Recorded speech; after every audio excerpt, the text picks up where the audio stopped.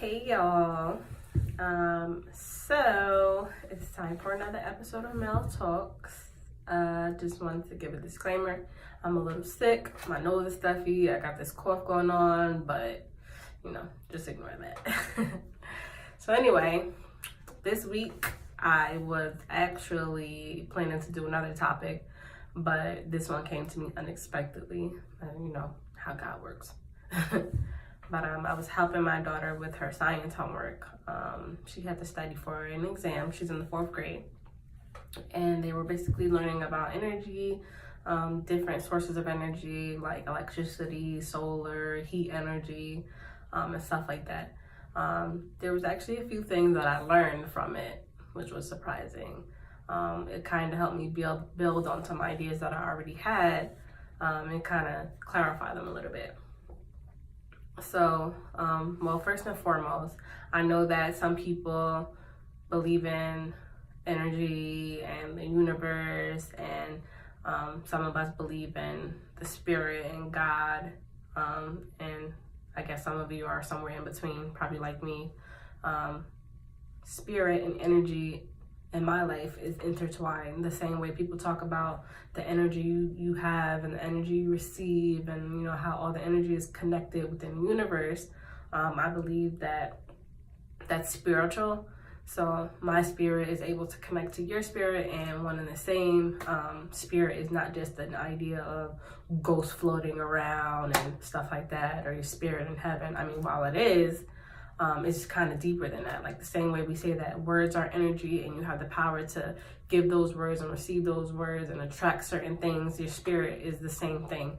So spiritually, I can speak words into your life, and you can spiritually speak words into my life, and I have the power to attract spirits that are like minds and that are not like minds, and I have the capacity to attract negative spirits and evil spirits, and however we want to go down that road.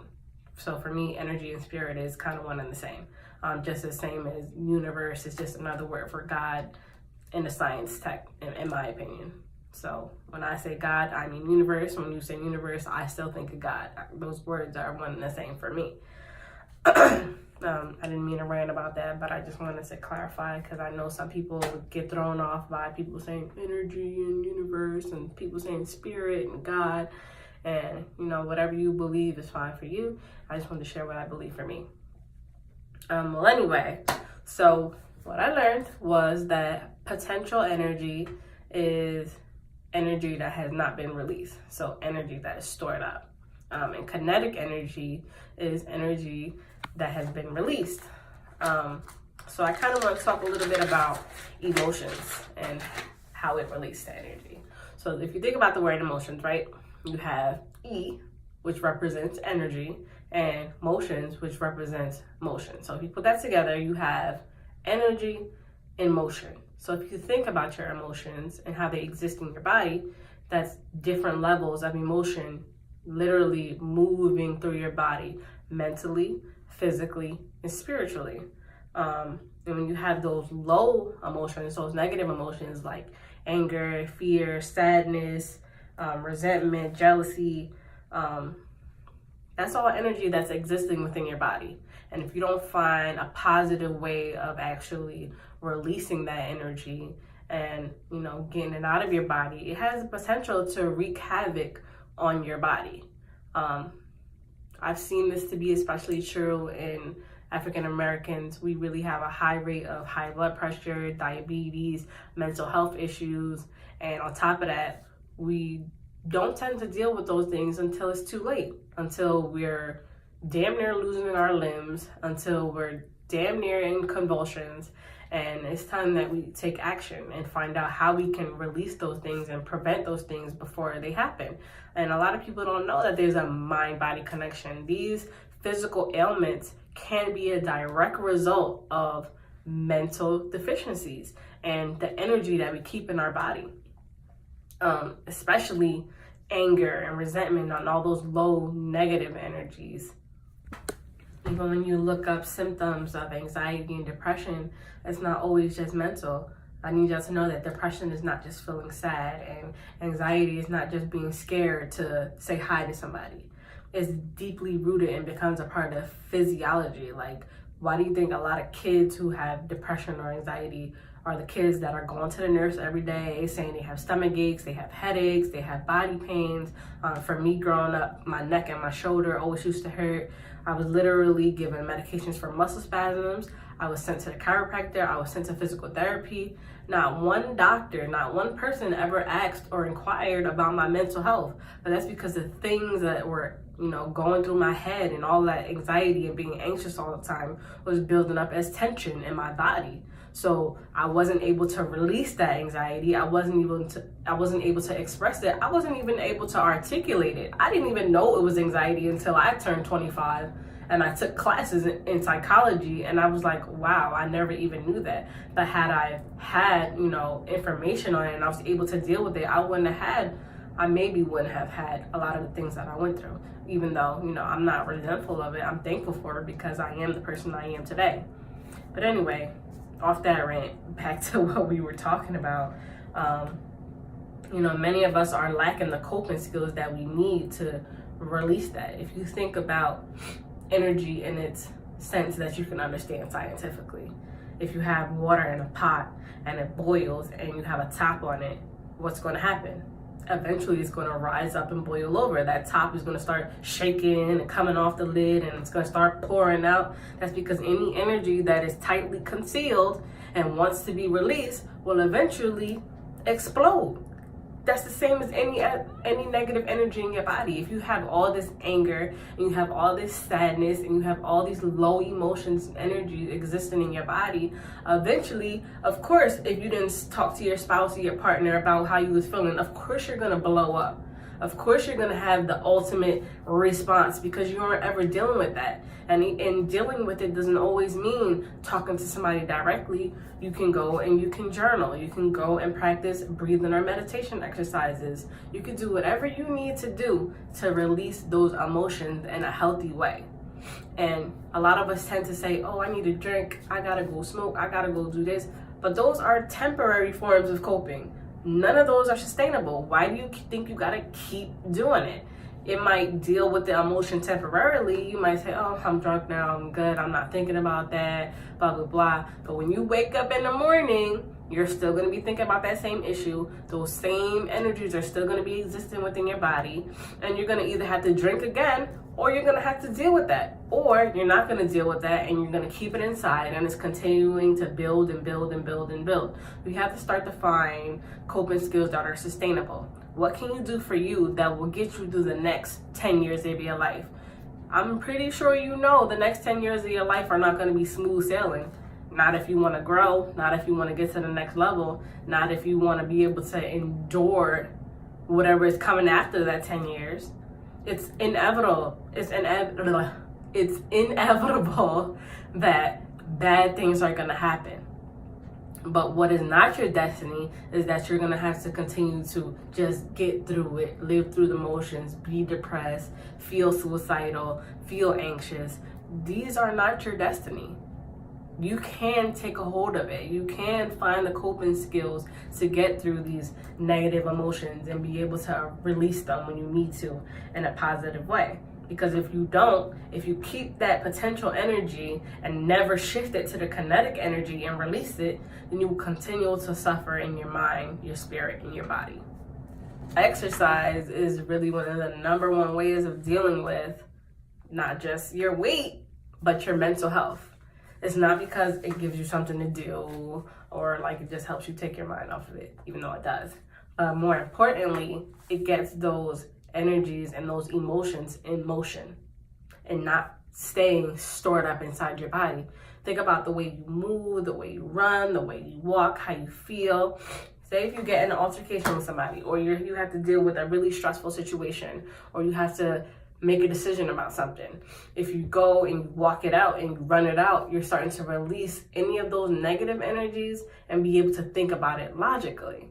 So you have to think, I don't know how many of you are familiar with the structure of the brain, but the back part of your brain is the region that deals with emotions, and the front part of your brain is the region that deals with logic. And both of them can't interact at the same time. So if your highly upset, you're highly angry, you're really sad, you're intensely feeling an emotion, the front part of your brain is going to shut down. I want you to think about those moments when you really wanted to say something, you really wanted to get your point across, you really wanted to make a good decision, but you were unable to because that front part of your brain shut down. When you're acting on emotion and intense emotions at that, your body tends to shut down that logical part of being able to think about what it is you need to do and separate that emotional part. A lot of us take what people say to us and we react on it emotionally instead of taking the emotion out of it and thinking about it logically. Not everything and every situation deserves an emotional response. So how are you able to take a step back and say, you know what?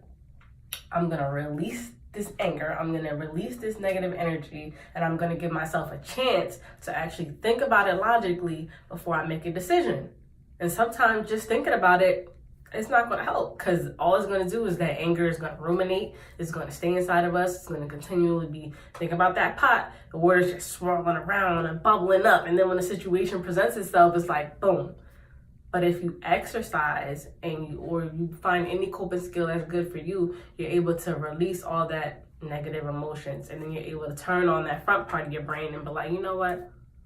I release all of that. I don't have time for that. I want to be a logical person. Let me think about this in a different way.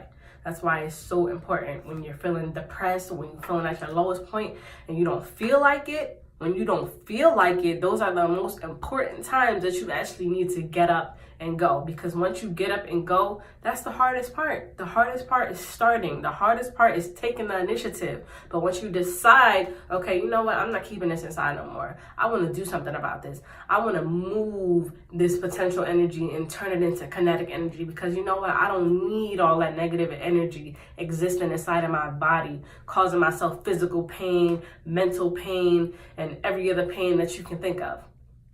So get up, move around, release that. Get your emotions in motion. Get that energy in motion and do what you need to do for you to start feeling better. But on the flip side of that, there's positive energy, there's good energy, there's healthy energy that we keep at potential.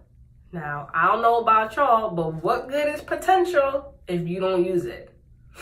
I've been in thousands of circumstances that I should have never been in because I was thinking about how much potential that person had, how much potential a situation had. But you know what? Potential is just that. It doesn't mean anything if you don't release it, right? So some of you have this awesome, great potential. You could change yourself. You could change the people around you. You could even change the world. And sometimes the world is not what you think about. It's not the world that you think of, the blue and green globes. It's not everybody in the world. Sometimes you got to think about the world as you, as your world. So how are you going to change your world? Because honestly, we can't be efficient. We can't be able to make change if we don't make those changes within ourselves.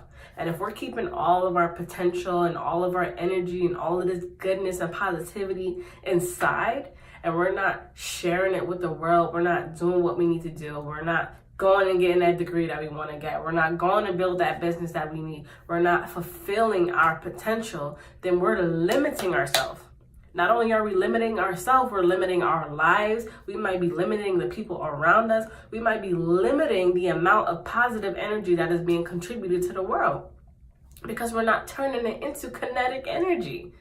It's your responsibility to find out what potential you have and then act on it. Because like I said before, there's no good use of potential if it's not turned into kinetic energy. Release that energy into the world, even if it's just a little bit every day, even if it's just finding out what you want for you. I'm not saying go and change the world tomorrow. I'm saying change your world first. Figure out what you need, figure out what makes you happy, and then move to the next step. Because honestly, just making your children happy, just making your partner happy, just making your family happy, I mean, it's not your job to make them happy. Honestly, your only job is to make you happy. And when you're happy, other people around you start to be happy. It's contagious. If you walk into a room and you got this frown on your face, you're not in the mood, you don't want to talk to nobody, you're going to receive that same energy. But imagine how your life could change if every time you walked into a room, the room lit up. Everybody else just wanted to smile. Everybody else just wanted to laugh. Man, I work at the barbershop, and there's a guy who passed away a few months ago. His name was Gregory. And every time he came into the shop, he had a smile on his face. He was super happy. You know, he spread that love. He spread that energy. Even when we had intense conversations and maybe he didn't agree, or maybe somebody was saying some off the wall stuff, he was always the one to counter it, but in a positive way. He would never talk down to you. He would never be negative. Like, that light and that spirit and that energy is something that I will always remember. But just imagine if he kept that all to himself. What if he never had the courage to speak up? What if he never had the courage to smile when he didn't want to smile? It's all about you. All I'm saying is that all that negative energy you have, all those negative feelings that you have and emotions, you need to let that go. Find a way to release it in a positive way. And all that good potential energy you have, all that beautifulness you have in your spirit, you need to find a way to culminate it, grow it, share it with yourself, be compassionate with yourself, be loving to yourself, and then use that and be compassionate with the people around you. It's so easy to see somebody else's kids and be like, oh, come here, blah, blah, blah. Or to give somebody else advice and to be so compassionate and tell them it's okay, don't be hard on yourself. But then in the same breath, you're yelling at your kids, you're being angry with your kids, you expect 110 from them, your partner, you don't give them no credit, you don't give them no compassion. And then most importantly, yourself, you're highly critical of yourself, you criticize everything you do, you're down on yourself, you don't show yourself no compassion, no love. But what good is that for you? What good is it? What good is it for you to show compassion and love to everybody else and show none to yourself? You know what that's going to be? That's going to be the destruction of you. If you want to figure out how to help yourself and how to pull yourself up and how to change your mindset and your perception and your reality, you have to work on you. Because guess what? Your body is the temple. You are the temple that God dwells in. And part of your job is to co-create with God. You're co-creating your reality. You have to believe in you and your divine power in order to work with what God is ready to give you. Because if you're not ready to receive those blessings and you're not ready to take on this job that is supposed to be bestowed upon you, then it's going to limit you. It's going to keep you where you're at. And if you don't want to stay where you're at, you need to figure out where you're going. And how do you start to do all of that? Discover emotional intelligence. Discover how to shift your energy, how to become the controller of your emotions and not be controlled by it. How to activate the front part of your brain when the back part of your brain is screaming at you. You have to do it. You have to do it for you. And so yeah, all of this came out of a 4th grade study guide. And you see how that happened? You never know what God is going to present to you and how you need to use it. I could have just helped my daughter and had that understanding and kept it moving. But out of that, I was able to create this whole story, to create all these ideas and then share them with you. And I hope you appreciate it. And if you do, I hope you subscribe, comment below, and share this with your friends. All right? Have a great week. Happy Sunday. And tomorrow, don't wake up talking about, oh, it's Monday. I want you to wake up and say, oh, it's Monday. Take advantage of it. It's another chance for you to change, transform, and change your life.